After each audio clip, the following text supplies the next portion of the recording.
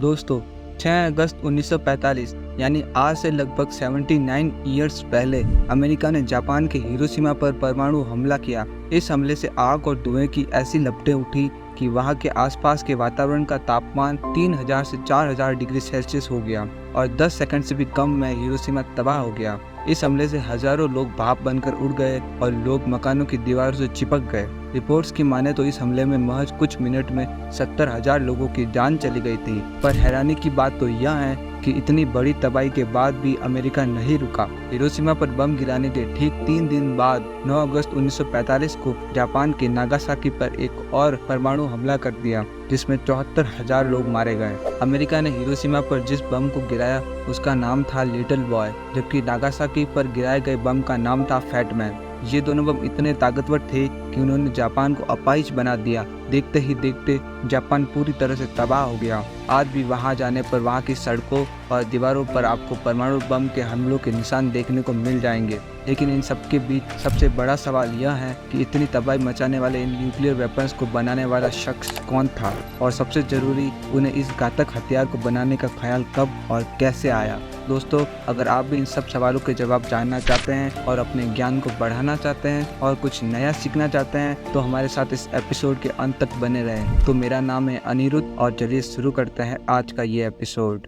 दोस्तों, सबसे पहले तो आप यह जान लीजिए कि हिरोशिमा और नागासाकी पर गिराए गए न्यूक्लियर वेपन्स को अमेरिका के मैनहट्टन प्रोजेक्ट के तहत तैयार किया गया था। इस प्रोजेक्ट के बारे में हम आगे विस्तार से जानेंगे। इस प्रोजेक्ट को सफल बनाने में अगर किसी साइंटिस्ट का सबसे बड़ा योगदान था तो वे थे जूलियस रॉबर्ट ओपेनहाइमर। और यह बात सिर्फ मैं नहीं कह रहा, इनफैक्ट मैनहट्टन प्रोजेक्ट में ही उनके साथ काम करने वाले जेरेमी मैनस्टेन ने भी अपनी बायोग्राफी पोर्ट्रेट ऑफ एग्निमा में लिखा कि अगर ओपेनहाइमर न होते तो कोई और शख्स परमाणु बम की कल्पना को साकार नहीं कर सकता था। दोस्तों, हम हिरोशिमा और नागासाकी में तबाही मचाने वाले लिटिल बॉय और फैट मैन के बारे में बात करें उससे पहले आइए रॉबर्ट ओपेनहाइमर के बारे में थोड़ी सी जानकारी हासिल कर लेते हैं, जिन्होंने इन दोनों न्यूक्लियर वेपन्स को बनाया था।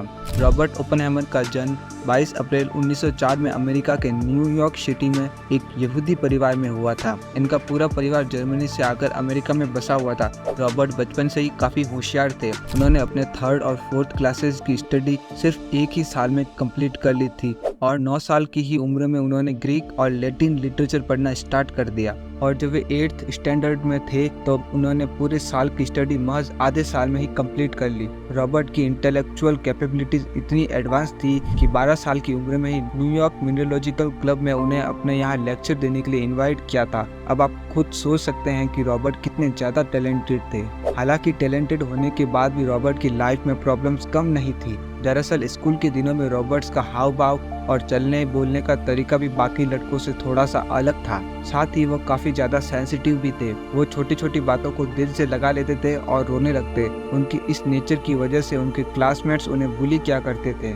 हालांकि रॉबर्ट को इसका काफी ज्यादा बुरा लगता था, लेकिन वो अपनी फीलिंग्स को किसी के साथ शेयर नहीं करते थे। समय बीतता गया और समय के साथ बच्चों का टॉर्चर भी बढ़ता गया। साल 1922 में उन्होंने हार्वर्ड यूनिवर्सिटी में एडमिशन लिया और केमिस्ट्री में अपना ग्रेजुएशन कंप्लीट किया। लेकिन इस दौरान उन्होंने महसूस किया कि उनका इंटरेस्ट केमिस्ट्री से ज़्यादा फिजिक्स में है। इसलिए जैसे ही उनका ग्रेजुएशन कंप्लीट हुआ वह इंग्लैंड की यात्रा पर निकल गए और साल 1925 में उन्होंने कैम्ब्रिज यूनिवर्सिटी में एडमिशन लिया और Nobel prize winner J Thomson के अंडर फिजिक्स में अपनी स्टडी शुरू की।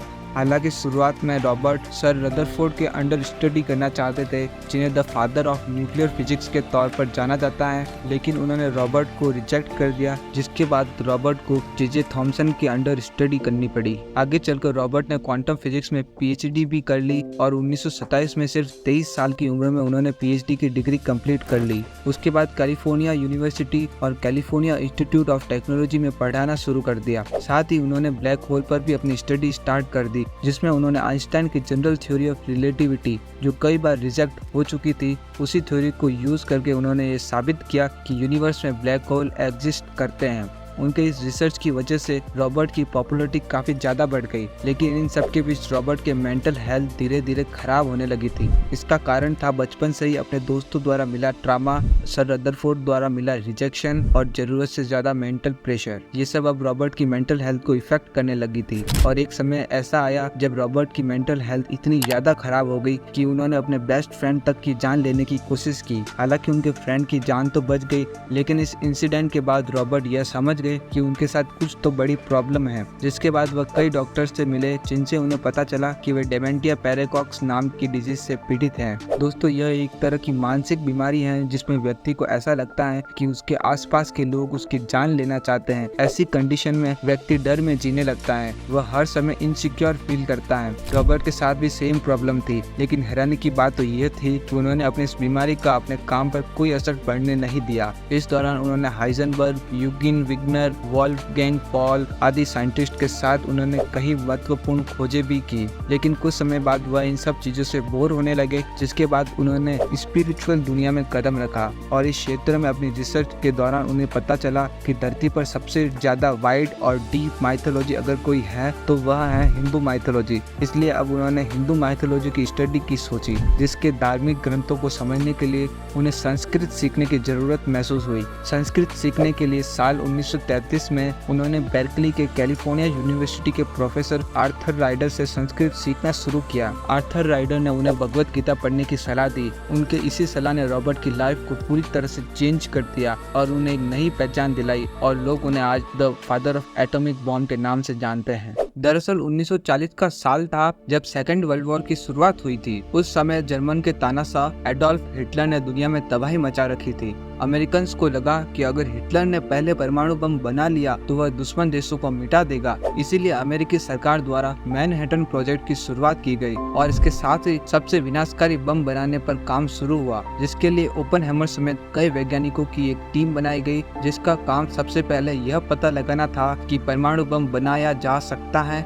या फिर नहीं। कई सालों की रिसर्च के बाद 1942 तक यह कंफर्म हो गया कि परमाणु बम को बनाना संभव है। बस फिर क्या था, ओपनहेमर और उनकी टीम ने अपनी स्किल्स और इंटेलिजेंस की हेल्प से एक ऐसा बम बनाया जो मुंबई जैसे 3 महानगरों को पलक झपकाते ही तबाह कर सकता था। ऐसा कहा जाता है कि शुरुआत में ओपनहेमर बम बनाने के लिए तैयार नहीं थे, जिस पर यूएस गवर्नमेंट ने ओपनहेमर को समझाते हुए कहा कि अगर उन्होंने परमाणु बम नहीं बनाया तो वह दिन दूर नहीं जब जापानीज हमारे घर में घुसकर हम पर हमला कर देंगे। यूएस गवर्नमेंट की यह बात सुनकर ओपनहेमर को भगवत गीता का वह श्लोक याद आ गया था, जिसमें अर्जुन कुरुक्षेत्र में अपने भाइयों के खिलाफ जंग लड़ने से मना कर देते हैं। तब श्री कृष्ण अर्जुन को समझाते हुए कहते हैं, तुम्हें न चाहते हुए भी इस जंग को लड़ना होगा क्योंकि यह तुम्हारा धर्म है। इस धरती पर कौन कितने समय तक जीवित रहेगा ये सब कुछ भगवान के हाथ में है, न कि तुम्हारे हाथ में। अगर अर्जुन तुम उन्हें नहीं मारोगे तो मैं खुद उन्हें मार दूंगा। उनका मरना तो तय है, इसलिए तुम सिर्फ अपना कर्म करो। दोस्तों, भगवत गीता का ये श्लोक याद आने के बाद ही ओपनहेमर परमाणु बम बनाने के लिए तैयार हो गए,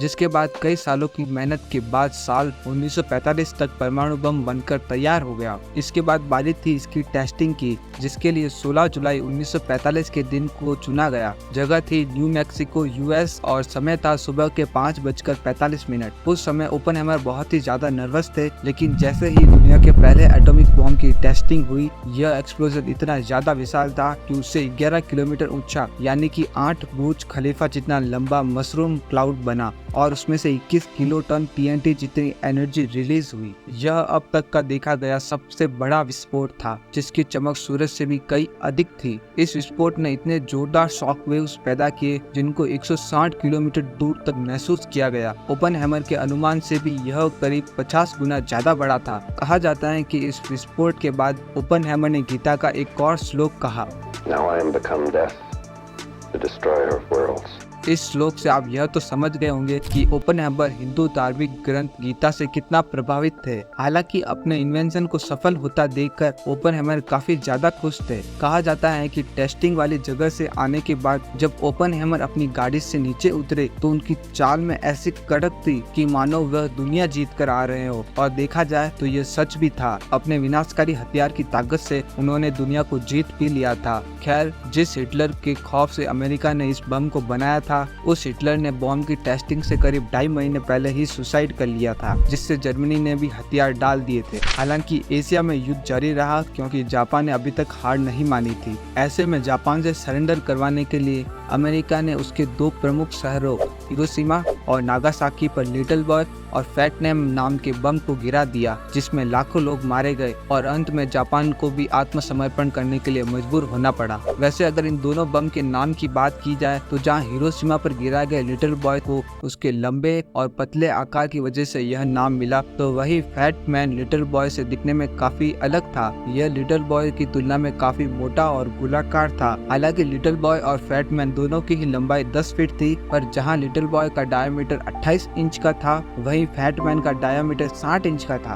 वजन के मामले में फैट मैन लिटिल बॉय से काफी ज्यादा भारी था। इसका वेट लगभग 4898 किलोग्राम था, जबकि लिटिल बॉय का वजन 4400 किलोग्राम था। इसके अलावा लिटिल बॉय परमाणु में 64 किलोग्राम यूरेनियम इस्तेमाल किया गया था, जिसके विस्फोट से 15,000 TNT का धमाका हुआ। वहीं फैट मैन में यूरेनियम की जगह प्लूटोनियम का इस्तेमाल किया गया था। इसके न्यूक्लियर फ्यूजन से हुए परमाणु विस्फोट से 21,000 का TNT का धमाका हुआ था और ये दोनों धमाके इतने जबरदस्त थे कि इसने पलक झपकाते ही हजारों लोगों को मौत की नींद सुला दिया, जबकि इसके रेडिएशन से घायल हुए लोगों ने कुछ समय बाद अपनी जान गंवा दी। दोस्तों, शुरुआत में ओपनहाइमर भले ही अपने काम से काफी खुश थे, लेकिन अपने आंखों के सामने लोगों को मरता देखने के बाद ओपनहाइमर को अपने काम का काफी पछतावा भी होने लगा, जिसके बाद उन्होंने परमाणु हथियार के प्रोडक्शन और डेवलपमेंट पर रोक लगाने की कई लड़ाइयाँ भी लड़ी और अंत में 62 साल की उम्र में उनकी मृत्यु हो गई। तो दोस्तों, इस वीडियो में फिलहाल इतना ही। वैसे ओपनहाइमर के इस इन्वेंशन के बारे में आप क्या कहेंगे? क्या ये वरदान था या अभिशाप? अपना जवाब हमें नीचे कमेंट में जरूर बताएं। मैं उम्मीद करता हूँ कि आपको आज का ये वीडियो पसंद आया होगा। अगर हाँ, तो इस वीडियो को एक लाइक जरूर करें और ऐसे ही इंटरेस्टिंग वीडियोस और देखने के लिए इस चैनल को सब्सक्राइब करना ना भूलें। मैं आपसे मिलता हूँ एक और नए एपिसोड के साथ। तब तक के लिए नमस्कार।